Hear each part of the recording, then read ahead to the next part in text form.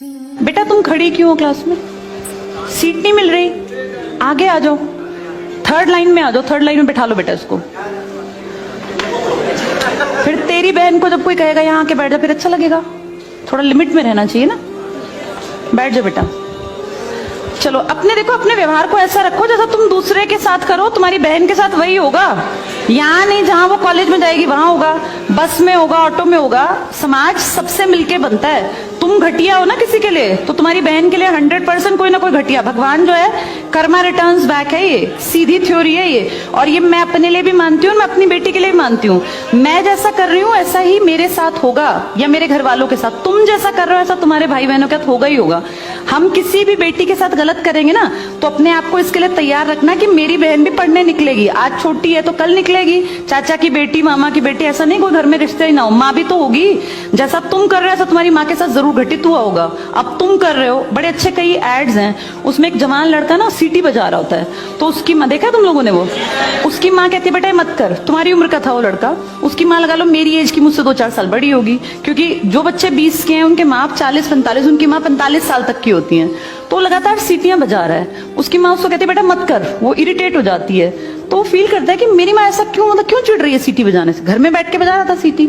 तो उसकी माँ को याद आता है कि जब मैं रोज बस स्टॉप पे जाती हूँ, 45 साल की अधेड़ उम्र की एक औरत, एक घटिया लड़का, मतलब ऐसे नहीं होते बिल्कुल ही घटिया जिनकी परवरिश हो, वो रोज उसको परेशान करता है, उस 45 साल की औरत को।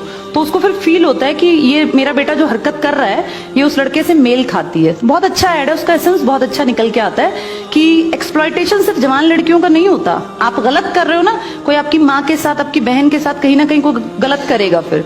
इसलिए समाज को अच्छा बनाओ, क्लास को ऐसा बनाओ, कोई लड़की वहां से अगर आ रही है और तुम कह रहे हो यहाँ आ जा, तो ये ठीक है। ये अपने आप सोच के देखो, ये हमारी परवरिश को भी दिखाता है कि हमारी परवरिश कैसी माँ ने की है। अपनी बेटियों को जितने हम संस्कार देते हैं ना, उससे ज्यादा बेटों को देने चाहिए, क्योंकि गलत करने वाले लड़के ही तो है ना, किसी के प्रति गलत कमेंट करने वाले। ये ठीक नहीं होता।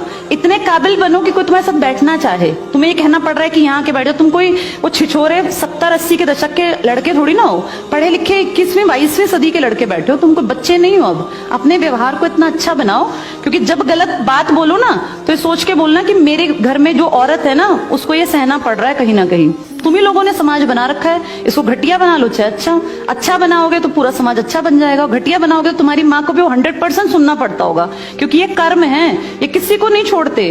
तुम सबको 4 दीवारी में नहीं रख पाओगे। तुम्हारी माँ को भी कहीं ना कहीं बाहर निकलना पड़ता है, चाहे वो मार्केट सब्जी लेने जाती हो, गाँव में रहते हो तो गली में तो निकलती है ना, उसको भी सुनना पड़ता होगा, क्योंकि समाज बनाने वाले तुम ही लोग हो। तो ये ध्यान रखो सबको कि भाई किसी को हमारे किसी भी कमेंट से बुरा ना लगे, और इनको अलग मत समझो। जैसी तुम्हारी बहनें ऐसी ये हैं। पसंद आना कोई अलग बात होती है, पर व्यवहार अच्छा रखना चाहिए। तुम्हारी परवरिश अच्छी माने की है, कम से कम ये दिखा के चलना।